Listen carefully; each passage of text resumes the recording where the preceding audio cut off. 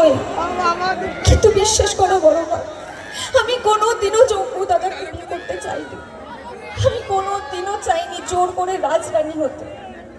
আমি সবসময় চেয়েছি ছোটদা বাবুর যেন দেবী দিদিমণির সাথেই বিয়ে হোক।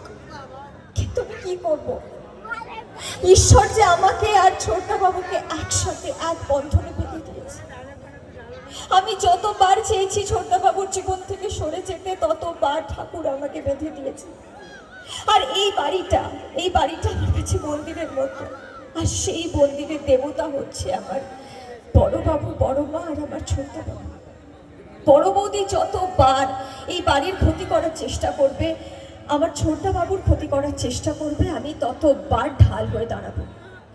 আমি তোমাকে চ্যালেঞ্জ করছি বড় বৌদি, তুমি যা খুশি তাই করে নিতে পারো, কিন্তু তুমি কোনোদিনও আমাকে পেরিয়ে এই সেনগুপ্ত বাড়ির কোনো ক্ষতি করতে পারবে না। আমি চিরটা কাল ঢাল হয়ে দাঁড়িয়ে থাকবো এই পরিবারের সামনে। আর আমি তোমার খেলা সবার সামনে শেষ করবই। তোমার মুখোশটা আমি সবার সামনে টেনে খুলে ফেলবো, আর সবাইকে দেখিয়ে দেবো যে তুমি আসলে কতটা নোংরা একটা মানুষ। আর তার জন্য কিন্তু আপনাদের প্রত্যেকের সাপোর্ট, ভালোবাসা আমার খুব দরকার। আপনারা আমার পাশে থাকুন, তাহলে আমি নিশ্চয়ই বড় বৌদিকে হারিয়ে এই সেনগুপ্ত বাড়িটাকে আবার এক করতে পারবো আর সবাইকে ভালো রাখতে পারবো।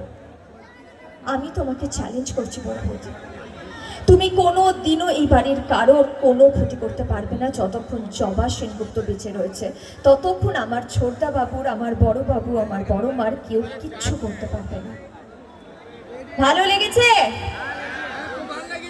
হাততালি কোথায়?